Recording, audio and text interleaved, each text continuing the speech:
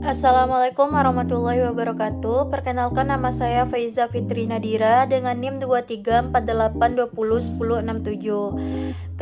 Kelas 5B Farmasi. Baik, saya akan memaparkan materi tentang terpenoid dan steroid dengan dosen pengampu Bapak Heri Ade Saputra, MSI. Pendahuluan. Terpenoid dan steroid merupakan senyawa alam yang banyak ditemukan pada tumbuhan dan hewan. Kedua senyawa ini termasuk metabolit sekunder yang memiliki peran penting dalam bidang kesehatan dan farmasi. Terpenoid dikenal sebagai komponen utama minyak atsiri, sedangkan steroid berfungsi sebagai hormon dan pengatur metabolisme tubuh. Oleh karena itu, pemahaman mengenai terpenoid dan steroid penting untuk mengetahui manfaat serta penerapan dalam kehidupan sehari-hari. Baik, selanjutnya ada pengertian terpenoid. Terpenoid adalah senyawa metabolit sekunder alami yang tersusun dari unit isoprena C5H8 dan banyak ditemukan pada tumbuhan, hewan, serta mikroorganisme. Terpenoid umumnya merupakan turunan terpena yang telah mengalami modifikasi seperti oksidasi atau penataan ulang struktur. Senyawa ini berperan penting sebagai komponen aroma dan rasa, pelindung tanaman, serta memiliki berbagai aktivitas biologis seperti antimikroba, antiinflamasi, dan anti kanker, sehingga banyak dimanfaatkan dalam bidang farmasi, pangan, dan kosmetik. Baik, selanjutnya ada struktur dan ciri terpenoid. Yang pertama, tersusun dari pergabungan unit isoprena C5H8 dengan pola heterotyl. Yang kedua, memiliki kerangka karbon yang bervariasi, rantai terbuka, siklik, dan polisiklik. Yang ketiga, umumnya bersifat volatil sehingga mudah menguap, memiliki aroma khas yang kuat. Yang keempat, ada umumnya tidak larut dalam air, tetapi larut dalam pelarut organik seperti etanol, eter, kloroform. Yang kelima, banyak mengandung gugus fungsi seperti alkohol, aldehid, keton, dan ester. Yang terakhir, berasal dari biosintesis jalur mevalonat dan non-mevalonat atau disebut juga dengan MEP. Baik, selanjutnya ada klasifikasi terpenoid. Berdasarkan jumlah unit isoprena, yang pertama ada hemiterpenoid C5 isoprena, yang kedua monoterpenoid C10, mentol, limonen, kanfer. Yang ketiga ada sesquiterpenoid C15, artemisinin, farnesol. Yang keempat ada diterpenoid C20, vitamin A, fitol. Yang keempat ada sesterterpenoid C25, geranil farnesol. Yang keenam ada triterpenoid C30, saponin, asam oleanolat. Yang ketujuh ada tetraterpenoid C40, carotenoid, karoten, likopen. Yang terakhir ada politerpenoid, lebih kurang C40, karet alam. Berdasarkan struktur kerangka yang terdapat terpenoid rantai terbuka, terpenoid monosiklik, terpenoid bisiklik, dan polisiklik. Baik, selanjutnya ada sumber dan contoh terpenoid. Yang pertama ada tumbuhan, daun, bunga, buah, kulit, batang, dan akar.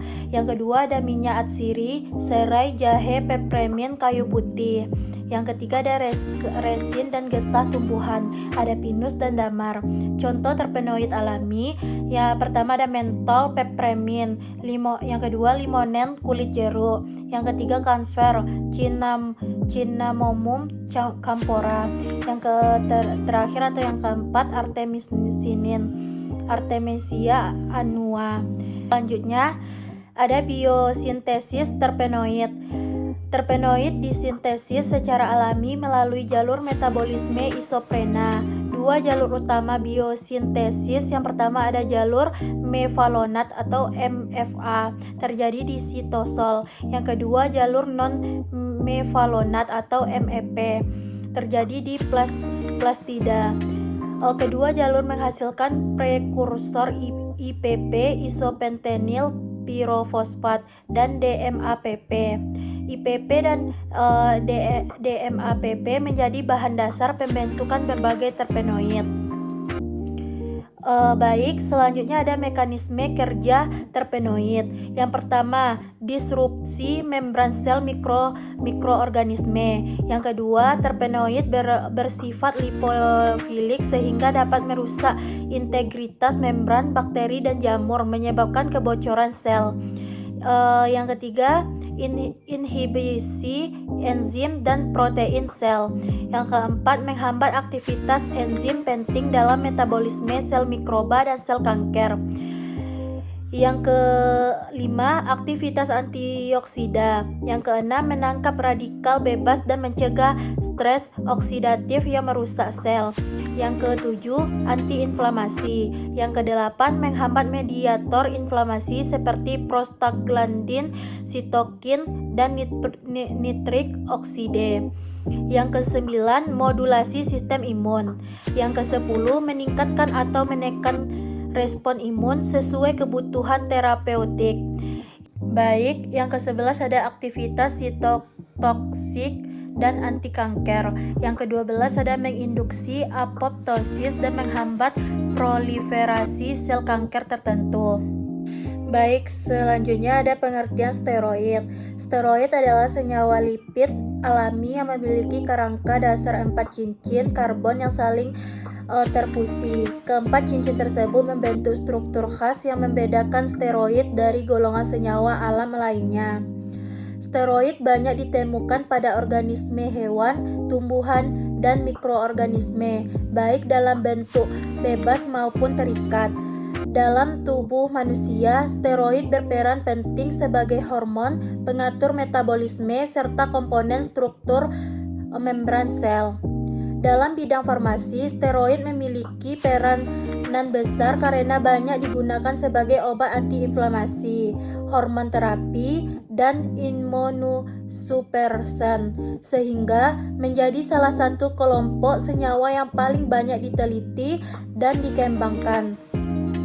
Selanjutnya ada struktur dan ciri steroid.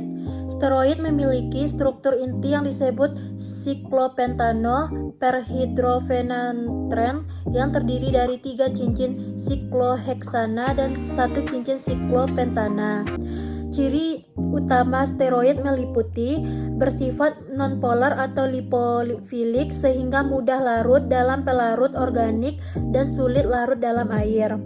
Memiliki stabilitas kimia yang tinggi sehingga tidak mudah terdegradasi, dapat mengalami modifikasi gugus fungsi seperti hidroksil dan karbonil yang mempengaruhi aktivitas biologisnya. Secara biologis, steroid berfungsi sebagai hormon prekursor hormon serta komponen penting membran sel yang berperan dalam menjaga fluiditas membran. Selanjutnya ada jenis-jenis steroid. Steroid diklasifikasikan berdasarkan struktur dan fungsi biologisnya, antara lain yang pertama ada hormon steroid. Yang kedua contohnya estrogen, testosteron, progesteron, dan kortisol. Hormon ini berperan dalam reproduksi, metabolisme, respon stres, dan perkembangan seksual. Yang ketiga ada sterol. Yang keempat, contoh utama adalah kolesterol yang berfungsi sebagai komponen membran sel dan prekursor pembentukan hormon steroid, asam empedu, dan vitamin D. Yang kelima, kortikosteroid digunakan dalam dunia medis sebagai obat antiinflamasi dan imunosupresan, misalnya prednison dan dexamethasone. Yang ketujuh ada glikosida steroid. Yang kedelapan ada seperti digitalis yang memiliki aktivitas kuat pada sistem kardiovaskular dan digunakan sebagai obat jantung. Selanjutnya ada manfaat steroid. Steroid memiliki sebagai manfaat penting dalam tubuh dan dunia medis antara lain. Yang pertama ada mengatur metabolisme tubuh, termasuk metabolisme karbohidrat, protein, dan lemak. Yang kedua ada mengendalikan pertumbuhan dan perkembangan terutama pada masa pubertas dan reproduksi.